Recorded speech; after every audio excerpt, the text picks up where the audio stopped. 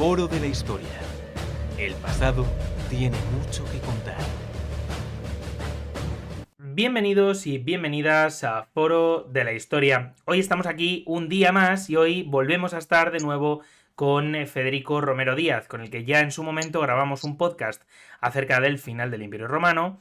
Y bueno, pues hoy venimos a hablar acerca de, pues un libro que está escribiendo, que va a salir dentro de muy poco. De hecho, como veis, para los que lo vean en YouTube, ya lo tiene físicamente Federico. Pues bueno, sobre lo que son los bárbaros en el final, digamos, del Imperio Romano, ¿no? Que tuvieron un papel preponderante. ¿Qué tal? ¿Cómo estás? Hola, pues nada, encantado de estar aquí otra vez en el Foro de la Historia contigo, Javier, y con tus seguidores. Y para hablar del libro que efectivamente ya salió el 5 de marzo a la venta y nada, a la espera de la presentación, que la tenemos el día 27. La verdad es que aunque estos podcasts son un poco atemporales, porque sí que es verdad que lo vamos colocando, ¿no? Un poco cuando tenemos tiempo, saldrá, próximamente, digamos, a la salida del libro. Sí que es cierto bueno, tú es que haces muchísimas cosas. Eres de las personas, eres un tipo prolífico, como diría yo, porque tienes ahí tu blog de historia y Roma antigua, luego también coordinas una revista que es de H histórica, y también estás ahora metido en lo que es la escritura de libros, que parece una tontería, pero coño, te ha tenido que llevar tu tiempo, ¿verdad? Pues sí, además te has olvidado la presidencia de divulgadores de la historia, con lo que no te digo nada ya. Sí, lo de escribir el libro, tal vez por eso tarda tantos años, ¿no? Llevo desde el 2012 en divulgación. Y realmente al final he acabado metido en tantas batallas que no encontraba el tiempo entre el trabajo, la familia y todas las diferentes cosas en las que me he metido en divulgación para escribir el libro que ya tenía hace mucho tiempo en la cabeza. ¿Por qué? Porque, bueno, es un libro que estaba por hacer, que no existía ni en castellano, ni en inglés, ni en alemán, ni nada. Es un libro que se centra en un colectivo muy específico, que es el de los bárbaros que sirvieron al Imperio Romano durante el siglo IV y V. Y nada, me ha requerido casi 2 años de investigación y de duro y paciente trabajos para poder llegar a tenerlo impreso y poder enseñarlo con mucha alegría, ¿no? Así que aquí está. La verdad es que el trabajo ha sido un poquito como, Javier, como cuando tienes que hacer un mosaico, pero es que encima además tienes tú que hacer cada tesela del mosaico. Pues un poquito esa es la sensación que he tenido, ¿no? Porque cuando lees sobre la historia del siglo IV y V, te salen continuamente nombres de bárbaros, de generales bárbaros, de cónsules, de embajadores bárbaros, pero que trabajaban para el Imperio Romano. Sin embargo, siempre, no solo en las fuentes, sino incluso en los manuales actuales, en los tratados, en las obras de divulgación, se les nombra con un rengloncito o dos y se pasa a otra cosa. Nadie se centraba en ellos, no nos cuentan realmente su historia, ¿no? Y Ya en eso me el preguntaba podcast quién eran esas personas. Ya en el podcast que grabamos en su momento, recuerdo que te comenté bueno, que lo primero que me acuerdo que destaqué que como me había pasado a mí, tú, digamos, habías entrado en la cuestión de la geografía e historia, eres bibliotecario también, pero bueno, que te habías dedicado en tu tiempo libre a la divulgación, y esto al final, tras un arduo camino, ¿no? Pasando por internet y ahora en lo físico, llegando, pues a escribir este libro sobre un tema que es que, es lo que tú dices, pasan por alto. A mí, personalmente, yo soy un poco friki de esta etapa, por eso quizá soy tan colega de Santiago Castellanos, que le ha dedicado a estos temas del final del Imperio Romano tantas obras. Y es porque me gusta, me gusta saber qué pasó en esos últimos tiempos y bueno, y los actores principales. Y este libro, la verdad que yo sé que lo voy a disfrutar muchísimo porque es un libro que es que te habla de lo. O sea, de lo que podemos tocar, ¿no? No de la sensación que da del desmoronamiento del Imperio Romano, sino de esos actores y de cómo, por ejemplo, tienes ahí a Stilicón, por no ir muy lejos, ¿no? Por ponerte el más importante. Pero es que es brutal la influencia de los bárbaros en esto. ¿Cómo llegaste tú a este tema? Porque entiendo que lo has tratado y yo he visto algún artículo tuyo para preparar la entrevista sobre este tema, sobre los bárbaros, en el blog. ¿Cómo llegaste a esto? Bueno, pues cuando me comencé a profundizar en la historia romana al acabar la carrera, bueno, salí con la sensación de saber mucho de historia moderna, historia contemporánea, me apasiona, de hecho, ¿no? otros momentos de la historia.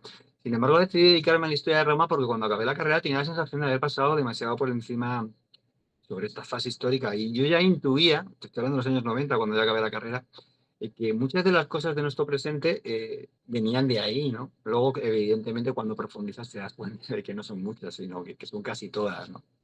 Pero bueno, una vez que profundicé luego en la historia romana, me di cuenta de que lo mismo me pasaba, pero con dos siglos en concreto sobre los que continuamente se pasaba demasiado por encima, que son estos dos siglos, el siglo cuarto y el siglo quinto, ¿no?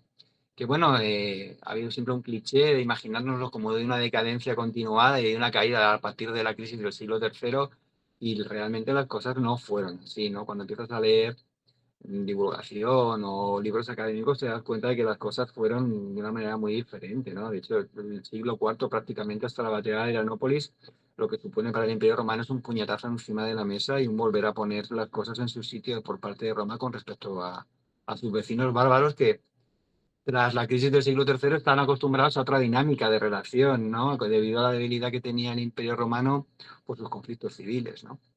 Entonces, bueno, decidí escribir sobre este periodo y sobre este colectivo por la misma razón, porque tanto el periodo como el colectivo están todavía por divulgar desde esta perspectiva, ¿no? Nadie se había tomado la molestia de hablar de estos dos siglos desde la perspectiva de un colectivo que en muchos casos sacrificó sus vidas por servir al Imperio Romano y que no tuvieron la recompensa adecuada por parte de este también, ¿no? Un colectivo que es absolutamente fundamental para engrosar las legiones y que, bueno, pues vive los momentos más importantes. Pues, por ejemplo, tenemos la batalla de los Campos Cataláunicos, tenemos todas aquellas batallas en las que Roma se enfrenta a los invasores, o como llamarlo, las hordas bárbaras, ¿no? Como lo queréis llamar, y que fue fundamental. ¿Cuál fue la participación de los bárbaros desde la base, digamos, del ejército durante estos siglos? Bueno, claro, cuando hablamos de decenas de miles, realmente luego las fuentes nos transmiten la existencia de solo de algunas decenas. Sin embargo, fueron decenas y decenas y decenas y decenas de miles de bárbaros los que pasaron la frontera, los que pasaron el Limes y se sentaron dentro del Imperio Romano y dedicaron sus vidas a servir a ese imperio de muy diferentes maneras, ¿no? Muchos de ellos en el ejército, pero claro, son personas anónimas de las que nos han quedado solo algunos rastros. Por ejemplo, estoy pensando en la inscripción de aquel Laeti Franco, ¿no? Que además es perfecta porque expresa la falta de conciencia nacional que tenían los bárbaros en aquella época y que no les suponía ningún problema a un bárbaro servir al Imperio Romano y asumir la romanidad, ¿no? Como decía la inscripción, decía algo así como eh, soy un ciudadano galo y un soldado romano. No me acuerdo ahora porque no la tengo, no la quiero repetir si no es textual, pero lo que está expresando ese hombre en su lápida funeraria son dos elementos que le definen: su condición de soldado romano y su condición de franco, y ambas no son en absoluto incompatibles. Su importancia fue, sobre todo a partir de Constantino, muy importante. Se empiezan a incorporar al Imperio Romano a todos los niveles, incluso los niveles más elevados, y en muchos casos llegan a ser magister militum, es decir, generales del imperio, llegan incluso al puesto de generalísimo, al máximo puesto militar en muchos casos. Algunos llegan a cónsules, a ser patricios del imperio, incluso alguno como Bauto, estoy pensando, un franco, llega a emparentar con la familia imperial y ver cómo su hija se convierte en Augusta de Oriente y su nieto, Teodosio II, se convierte en emperador. Imagínate la importancia que tuvieron, ¿no? Y hay bárbaros imperiales en todos y cada uno de los momentos claves de estos dos siglos. Y sin embargo pasamos siempre por encima de ellos. Claro, hablamos de un poco digamos, de los bárbaros. Quizá estamos destacando un poco los más importantes, ¿no? En términos, por ejemplo, militares. Pero ¿fueron tropas auxiliares? ¿Engrosaron las legiones, digamos, como cuerpo? ¿O tuvieron una segregación, digamos, dentro del ejército romano? Bueno, en los dos siglos que trato en el libro, la fórmula varía. Inicialmente, y cuando el Imperio Romano es fuerte, ¿no? Desde la tetrarquía prácticamente hasta Adrianópolis, la fórmula se repite una y otra vez, ¿no? Los bárbaros o los hombres de ascendencia bárbara se incorporaron al ejército romano a las unidades del ejército romano que los asimila, ¿no? Sus élites también lo hacen, solo que a otro nivel, claro. A nivel empiezan como comes o como dux o como magister a prestar servicios dentro de la élite de la oficialidad del ejército, ¿no? Pero los bárbaros se incorporan a las diferentes unidades y son absorbidos. Tanto que llega un momento en el que es muy difícil distinguir a los ciudadanos de lo que son las milicias o las hordas bárbaras propiamente dichas del ejército romano. Hay un episodio muy interesante de las campañas de Juliano en la Galia, que se planta Juliano, el apóstata, el emperador, se planta delante de la ciudad de Troyes en 354 o 55, no recuerdo bien.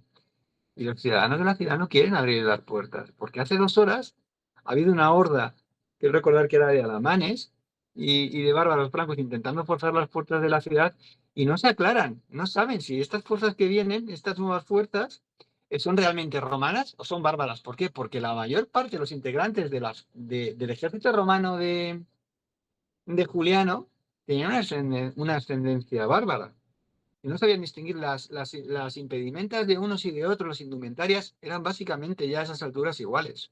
Estoy hablando en mediados del siglo IV. Imagínate en el siglo V a qué punto estamos llegando. Sin embargo, después de las carnicerías, y digo carnicerías utilizando esa palabra muy conscientemente, que suceden en el siglo IV. Por ejemplo, la batalla de Mursá en el 351 suponen 50.000 soldados romanos muertos. ¿Os imagináis? Hoy en día es una barbaridad, pero os imagináis en un mundo mucho menos poblado como era el romano, lo que son 50.000 soldados menos en el Imperio Romano. En el Frígido hubo también decenas de miles, en la batalla del Frígido, decenas, otro conflicto civil, ojo, eran romanos contra romanos. Hubo también decenas de miles de muertos. En Adrianópolis, que bueno, fue contra un agresor externo, murieron entre la mitad y las 3/4 partes del Imperio de Oriente. Por mucho que el Imperio tratara de regenerarse, por muchos medios que pusiera, un legionario no se construía de un día para otro. Hacía falta mucho tiempo y mucho dinero para equiparlo y para formarlo y para tenerlo en situación de combate. Imagínate un centurión o imagínate un comes rey militaris o un magister militum, que murieron muchísimos en esa misma batalla, por ejemplo. Bueno, pues a partir ya del último cuarto del siglo IV, la fórmula cambia. Ya no hay tiempo.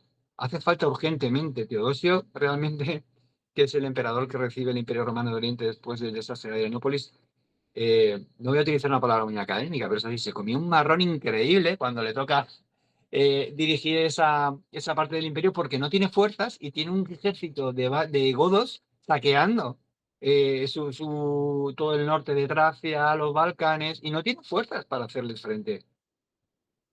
Hacen falta soluciones rápidas, y la solución rápida es incorporar a esos contingentes de bárbaros a favor del Imperio Romano. ¿Cuál es el problema? Que cuando por fin se les consigue, cuando por fin se les obliga a firmar un acuerdo, un tratado que se presenta como de sumisión, el famoso tratado del 382, realmente no era un tratado, era un acuerdo. Y en este acuerdo se presenta una terrible novedad. Por primera vez, a los godos se les permite mantener su identidad cultural, no se les obliga a integrarse en las unidades romanas. Van a acudir como aliados del emperador, gobernados por sus propios oficiales. Y esto no va a pasar inadvertido, lo van a ver otros pueblos que van a pretender lo mismo y van a conseguirlo además, porque el Imperio Romano cada vez está más en una posición de debilidad, que a Dios se le conoce como el amigo de los bárbaros, porque siempre tenía una mano tendida hacia ellos, siempre que les era posible prefería pactar a luchar contra ellos, pero básicamente porque no podía hacer otra cosa, dada la debilidad militar en la que el imperio queda después de Adrianópolis. De hecho, Occidente tuvo que ayudarle en varias ocasiones con sus problemas. Entonces, esa fórmula de integración de los bárbaros va cambiando más cada vez a favor de los bárbaros, según vamos avanzando hacia el final del imperio. Hay un mito bueno, ahora hablaremos sobre él, que es acerca del carácter desestabilizador de las hordas y de los propios bárbaros, tanto dentro de las estructuras del imperio como luego, obviamente, a partir de sus ataques, ¿no? Teniéndolos enfrente. ¿Fueron un elemento realmente desestabilizador o dentro del ejército, que es de lo que hablas tú en el libro, o, digamos, es más un mito que una realidad? Bueno, sobre esto Hay mucho debate entre los historiadores que tratan el tema, porque esto de los bárbaros imperiales es una cosa que ha pasado bastante desapercibida y a nivel académico ves que se habla de ello por historiadores de la zona de la que ellos son origen, ¿no? De la zona de Estrasburgo, de los Países Bajos, de Alemania, incluso algunos ingleses, ¿no? Y bueno, hay división de opiniones con respecto a ellos, ¿no? Yo sinceramente, por ejemplo, para el siglo IV tenemos testimonio como de unos 60, 70, de las trayectorias de 60, 70 bárbaros imperiales, todos de alta posición, ¿no? Y la conclusión, después de analizar sus trayectorias, es que su servicio fue tan bueno o mejor como el de sus iguales romanos.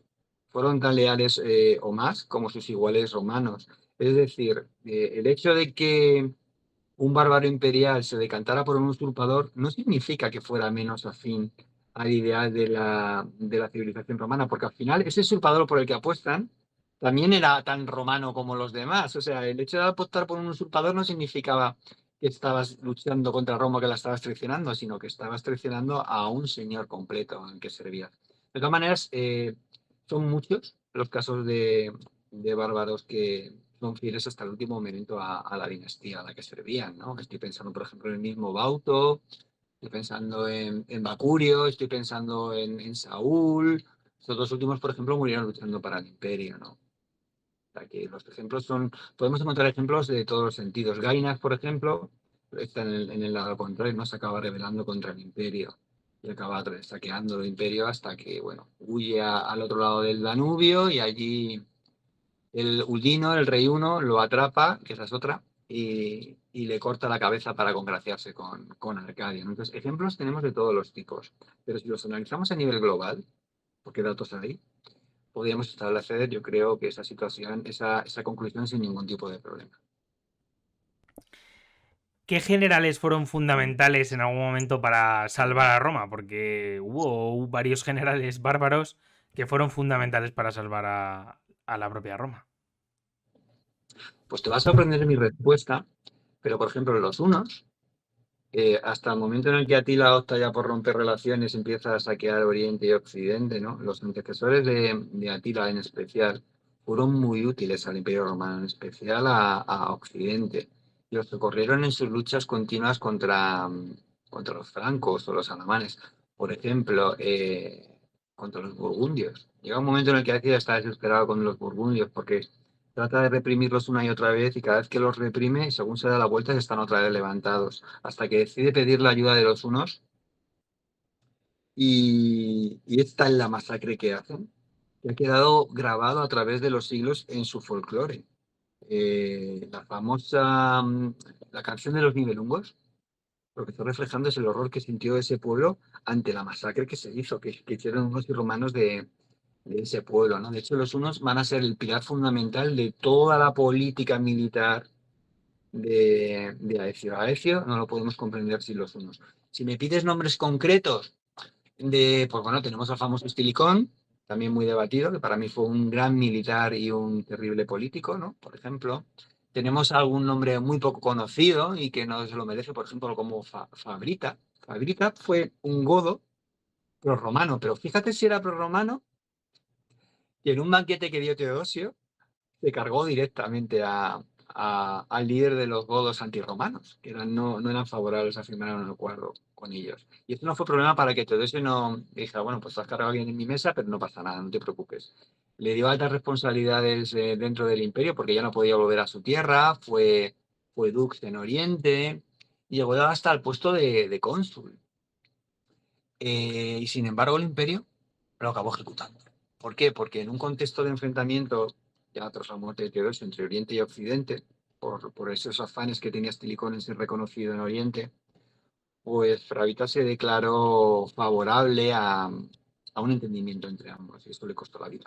Por ejemplo, y no solo es el mismo caso, por ejemplo, estoy pensando en Bacurio, el príncipe y aristócrata íbero me refiero al Cáucaso, que bueno, pues manchó su hoja de servicio, por decirlo así, ¿no? Porque la famosa batalla de Adrianópolis en el 378 comenzó por culpa de que sus unidades, sin recibir ninguna orden, se lanzaron a la batalla, junto con las de Casio, ¿no? Y eso ya quedó como una mancha en su historial. Y para redimirse, Años después, en el 394, en la famosa batalla del Frígido, ¿no? Enfrentándose a otro gran bárbaro imperial, Arbogastes, y al emperador que había puesto, Eugenio. Para salvar la vida de Teodosio, se lanzó con sus tropas de infantería ligera contra la infantería pesada de Arbogastes y para poder dar tiempo a Teodosio a retirarse y murió en el campo de batalla, ¿no? Hay muchos. Saúl también fue un gran general, Adano, que también se sacrificó por Roma. Participó en esta famosa batalla de una carnicería, la batalla del Frígido también, ¿no? Sobre todo el primer día, porque se lanzó con su caballería contra las posiciones de Arbogastes, que estaba muy bien atrincherado. Era un excelente militar Arbogastes. Y fue una masacre, ¿no? Murieron muchísimos alanos, se tuvo que retirar. Y Alarico, que era como era, que también participó en el lado romano en esa batalla, se reía de él, llamándole, insinuando que había sido un cobarde al tener que retirarse, ¿no? Y él, para salvar su honor, unos años después, en el 400, entre el 401 y el 403, cuando Alarico invade el norte de Italia, ya en contra del imperio, ¿no? Contra el que no había manera de entenderse, él está del lado romano, él está del lado de Estilicón, y se lanza con su caballería de una manera temeraria contra Alarico, tenía cuentas pendientes con él, ¿no? Y muere en esa batalla, porque se lanza contra la infantería pesada. Entonces, una carga de caballería contra la infantería pesada puede tener resultado inicial, pero siempre está condenado al fracaso. Por citarte algunos nombres. Sí, bueno, la verdad que como tú has dicho son muchos y bueno, pues nos has citado los más interesantes desde tu punto de vista. Tras la caída del Imperio Romano Occidental, que es prácticamente un shock para lo que son los territorios europeos hasta ese momento gestionados por Roma, ¿qué sucede con esos bárbaros? ¿Se desmovilizan? ¿Comienzan pillajes? ¿Qué sucede después de eso? Bueno, es que tenemos que tener una visión de conjunto. Imaginaros lo primero de dónde vienen. Estos bárbaros imperiales vienen de un espacio, de ese limes, ¿no? Que a mí me gusta llamar la frontera incierta, que tiene una doble dimensión. Tiene una dimensión territorial, física, existe, hay ciudades, es una frontera, hay dos grandes ríos que separan dos mundos, dos poblaciones distintas, las románicas y la barbáricos a cada lado, ¿no? Ese es un espacio físico, que es un espacio de intercambio. ¿Por qué? Porque se produce y se genera un nuevo espacio, que es el espacio cultural, de mezcla, de fusión de culturas, de ambos lados, de uno con el otro. Y esa fusión de culturas lo que va a generar en el futuro es una Edad Media mestiza. Ahí está el origen de la Edad Media en Europa, en la fusión de dos elementos, la romanidad y el barbárico. De esta fusión, en Europa, en diferentes medidas en función del territorio en el que se mezcle, va a surgir la Edad Media en Europa. Bueno, pues partiendo de ese territorio tenemos que imaginarnos, en ese momento ya un último ya del Imperio Romano, a pueblos. Son los ejércitos, esto lo he leído en varios libros, son los ejércitos los que hacen los pueblos.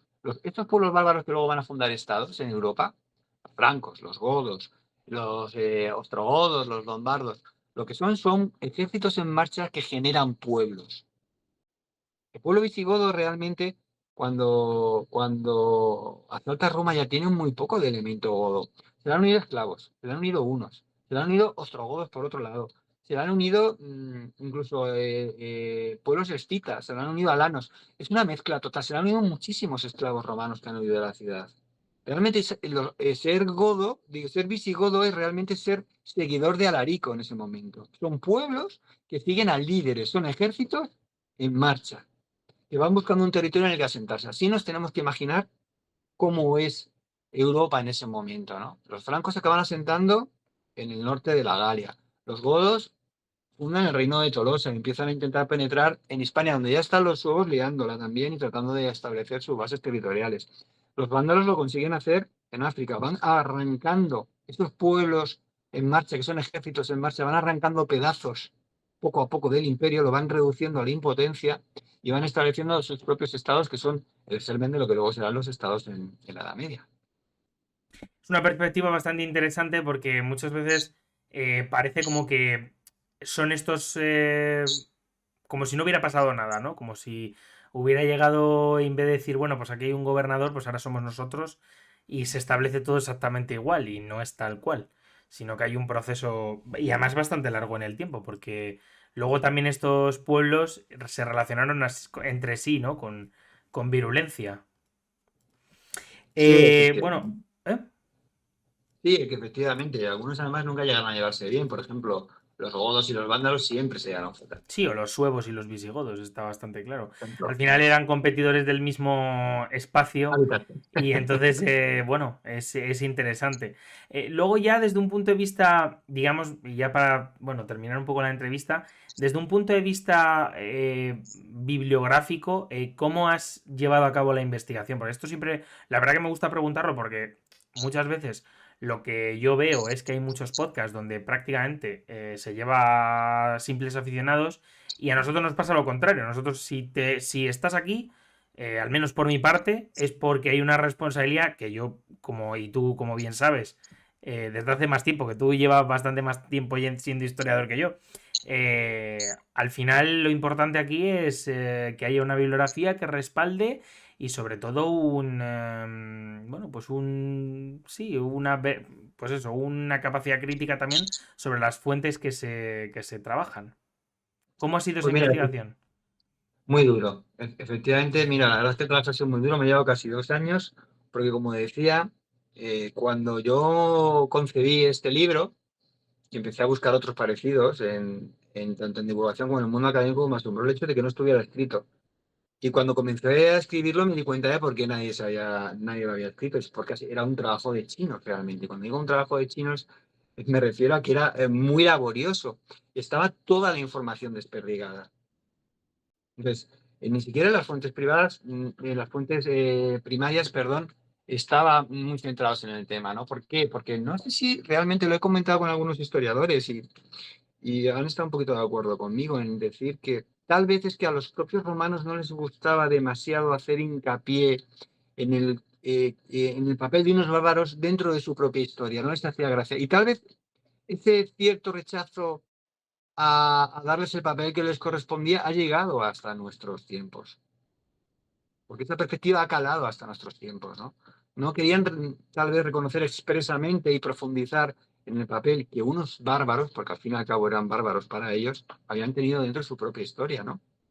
Tal vez el resultado duro. Entonces, ya me ha costado, porque me ha costado mucho porque con cada uno de los personajes he tenido que ir rastreando las fuentes, ir tirando, sobre todo, básicamente las tres grandes fuentes que había era Amiano, Marcelino, Cosimo y luego la de Prosopography of the Roman Empire, dos de los tomos de esa obra. Y luego una miriada de fuentes, de crónicas, hagiografías, fragmentos, documentos ya de época bizantina, bueno, pues del que podías ir arrancando gotitas de información para construir un relato que tuviera sentido, ¿no? Y luego de cuanto a las relaciones, en cuanto a las fuentes actuales, pues sí que había bastante también, pero también ha sido bastante duro por el tema de que, bueno, que con cada personaje a lo mejor, pues, y aquí hay decenas, estoy hablando de que en este libro puede haber más de 60 o 70 personajes distintos. Hay al final del libro un glosario en el que trato de ellos alfabéticamente para que la gente no se líe, pues he tenido que construirlo por separado poco a poco. Y luego todo esto encajarlo en el relato de la historia del siglo cuarto o quinto, ¿no? Que ha sido tal vez para mí, fíjate, lo más complicado, porque esto primero que os he dicho es laborioso, pero lo siguiente, encajarlo en un relato coherente, las vidas de estas decenas de personas, encajarlas en el relato coherente del siglo cuarto, siglo quinto, sin que fuera un diccionario de personalidades, pues ha sido complicado. Y explicar de dónde vienen, pues también sobre todo me ha servido mucho las fuentes arqueológicas que hay, los estudios que hay sobre todo del norte de la Galia y de Britania, que se están descubriendo con muchas cositas muy interesantes también.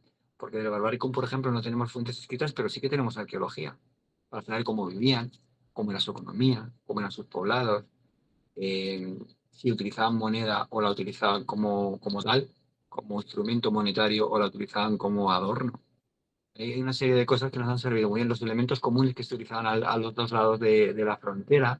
Por ejemplo, están las famosas Chief Cardiff, es una especie de villas de uso militar de origen germánico. Ese es otro ejemplo de las influencias que el barbarismo ha tenido sobre las romanitas, ¿no? Que al final acabaron adoptando muchos soldados romanos a lo largo de todo el Rin, incluso del Danubio, ¿no?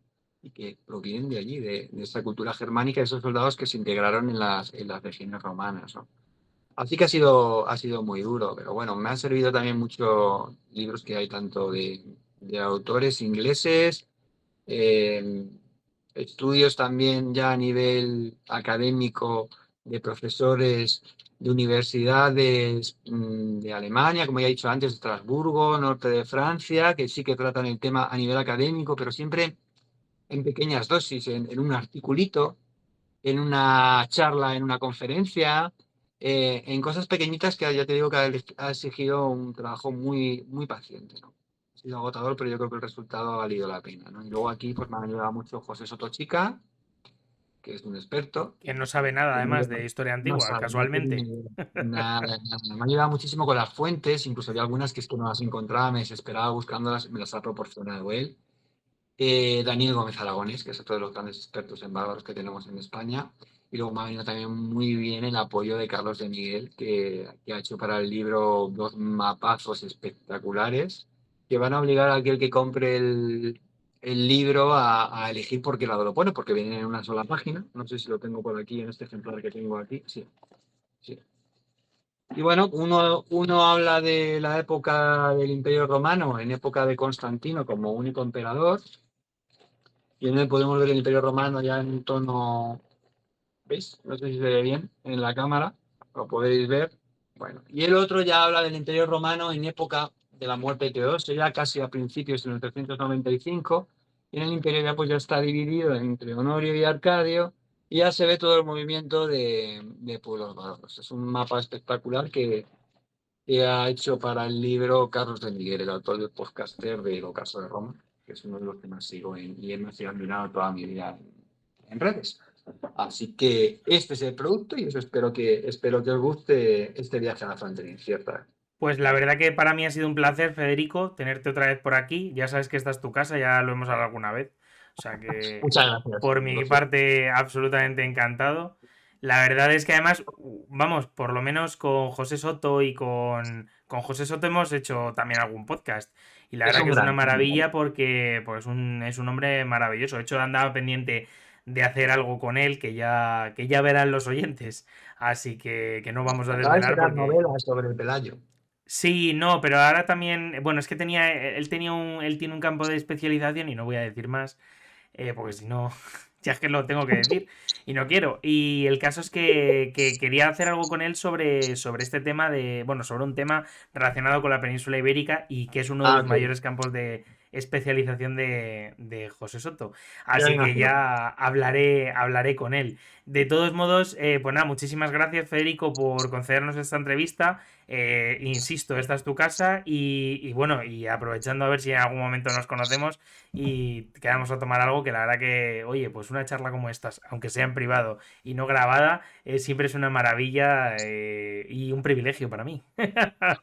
Pues es un placer, ¿no? Vivimos en la misma ciudad, así que habrá que Sí, hacer por conocernos por supuesto. personalmente. A mí Pues me encanta nada, desvirtualizar a la gente y de hecho en divulgación lo que más me gusta es el contacto cara a cara con la gente y no siempre a través de las redes, ¿no?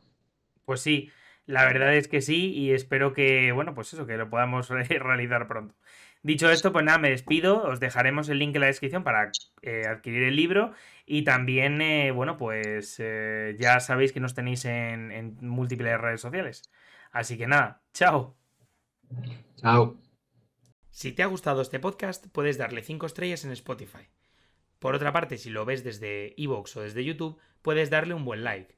Asimismo, nos puedes seguir en redes sociales para ver los artículos que vamos publicando en forodelahistoria.com. Recuerda que tu apoyo es fundamental para este podcast y para, bueno, pues las personas que lo componemos. Muchísimas gracias y nos vemos la semana que viene. Chao.